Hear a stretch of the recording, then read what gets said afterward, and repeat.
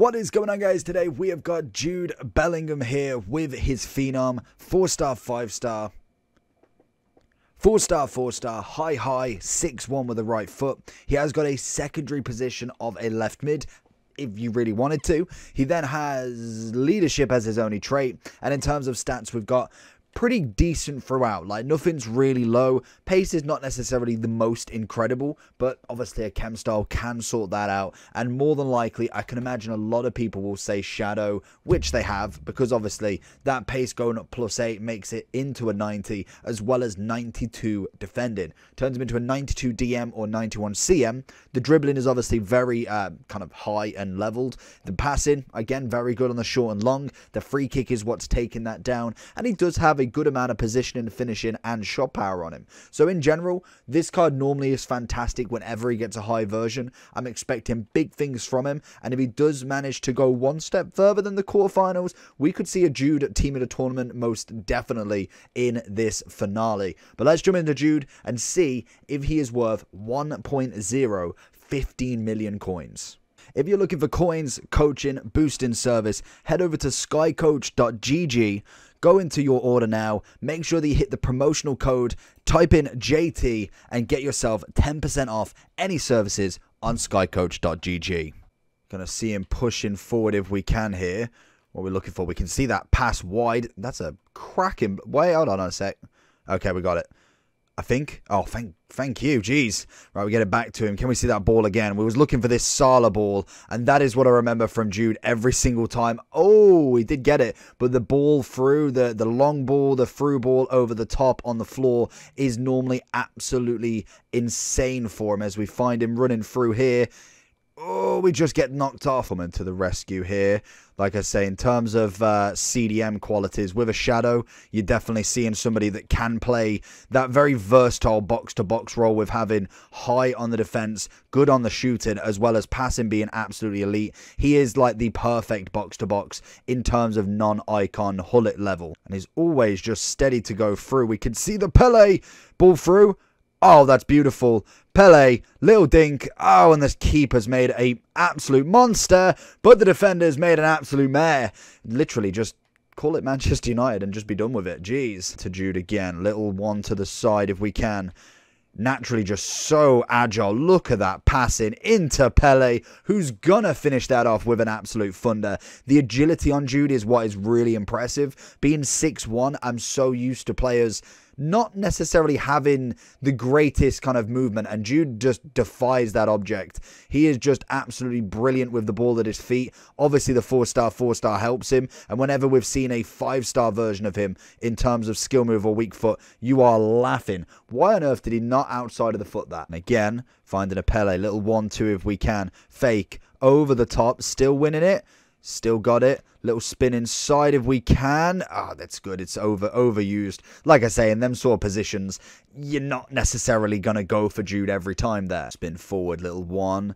Where's the 2 from Lineker? We find him forward here. We need any support with him. He is bringing it very, very high up. I would normally just try and get the ball out of his feet, kind of really high up that pitch, and then kind of just let him roam the position. We see him somewhere around about here is kind of where I want to pick it up with him. Then he'll knock that ball in. He'd kind of make a move forward in my personal formation, as I would have somebody more catered to a CDM role, and he could just constantly just be supplying them balls left, right, and centre, because he can do it all game and most definitely has that ability. Jude coming down on the right wing this time. He's going to keep and quell the danger there. That's where the pace will always come a factor. And get it. He's going to turn. He's going to pass. I thought we might have been able to pressure more to get that ball back. Find it to Jude on the outspring here. Pele's making that run forward. It's got acres of space, and what a precision ball. Pele over the keeper, and Jude is an absolute animal. I'd probably say one of the only midfielders I'd probably put my high money on, other than obviously the icons. They don't count. Oh, Jude's in. Jude is absolutely in. Oh, he's moved the keeper. Okay, I saw that a mile off, and I still went that direction. Good out. Jude's picking it up. We've still got it. Beautiful. He just, I don't know what it is with expensive players. They just tend to magnetize the ball to them. It's almost like the ball just can't leave their feet too long. We find Pele. Great ball inside the net. And again, Jude is Jude. Pele and Jude's link-up has been absolutely phenomenal as we find him here. Little bit from Pele. And Jude, oh, nearly gets the ball. Gives a foul in the run-ins, but very, very close to Jude's first goal for the club as we find him again. Nearly. Jude with the pace. Oh, it's a great inside. Pele doesn't manage to capitalise. Pele again looking for that ball through. Get the first touch. Maldini's going to give the foul. I'm interested, has Bellingham got the free kick ability?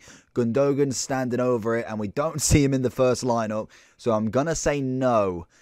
Yeah, no. Oh, but Gundogan does. Wow. Little 1-2. This little combination of Pele, Bellingham has been absolutely key in this opening game as he finds through. Finds him Pele, and that is a great triangle. Again, just showing the capabilities of this box-to-box. Oh, he's ready. He's got that through ball this time. It's not quite absolutely splitting the defence. Sees Luke Shaw on that overlap, though. Can we find anything in? He pings one across box. Maldini is going to deal with it, though.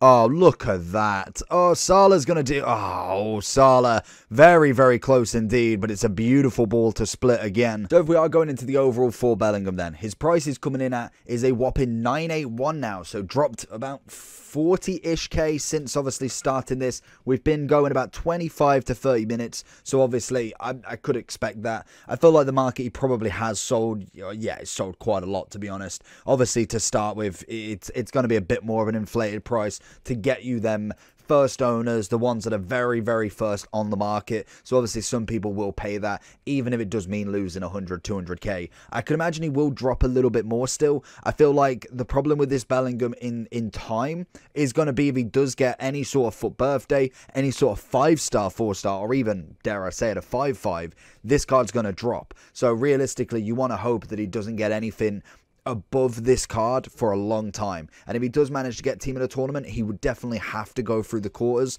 as I feel like that would solidify himself there really. If he has a great game against France and England do win, I feel like he's definitely a shoe-in to get there, and it's still an argument regardless, depending on how everybody does. There is going to be an argument that he has done incredibly well so far, but we are only early on into the tournament. The real games start now from the quarters all the way to the finals, and he hopefully will progress even more. But in terms of that, this card is going to be the highest if he doesn't get anything more in this tournament, because I believe his next in form would be about 87, 88. Then he would obviously hit the 90 again. So he has got a bit of catching up again to do with kind of in performance-based promos. So in general, this card is going to be probably the best card for a while in terms of Bellingham. I feel like, again, depending on the tournament, don't want to speculate too much, but in general, with this card as a box-to-box, he's an absolute dream. You whack the shadow on him, you get the 90 pace, the 92 defended. He's just a wonderful, wonderful DM that you can get. And in terms of, especially Bundesliga in general, you're looking at one of the best box-to-boxes you've got in that league. And Nkunku's more attacking, Muller's attacking, Kimmich is defensive. Goretzka's not a bad one. I feel like if Germany did progress a little bit more, then obviously that card definitely had wings to go up. And in general, in terms of box-to-boxes, you've got your icons, which are incredibly amounts of money to pay for. You're looking at your Matthias's, who is not out yet. You've got obviously your Hullets, but that's 4 mil already. So if you're looking at your million coin ones, you've got a Vieira, who I'd argue is box to box, but definitely more heavy DM, whereas Matthias is kind of a bit of both, very similar to Jude, but not necessarily the same height, which again has a big one. Yaya Toure, who is double the price, again is that sort of level. Other than that, I feel like for the price that you're looking at, in terms of box-to-box, I'd say Yaya, his normal hero card, is definitely up there. 4-star, 4-star again. Camavinga looking pretty good, but definitely not as good as Jude. Renato Sanchez had the ability. Height-wise, doesn't quite have it. And that's what Jude gives you. He gives you the height, the pace, the agility. He gives you the whole package. And I think that's personally what would draw me to a Jude in the midfield over everybody else. And it's the same with Hullet. The strength element of Hullet is incredible. The pace, maybe not necessarily as much of agility. Like, he's still very quick and can turn on the ball, but most definitely you can feel the difference in someone like that compared to somebody who has got I think he's got lean, high and average. I would never have guessed that. I'd have thought it was definitely lean with how quick he was turning and setting himself up for them passing. But in general, a 10 out of 10 player, very, very top dog on the market. And I can imagine if he does drop anywhere below, I'd say even if you could get him for 700, I think that's an absolute steal still. I do think he'll hold his price, and I can imagine he will keep it even more so if England do manage to win tomorrow. So let me know down below what you think. Make sure you like and subscribe on this, and I'll catch you all for the next one.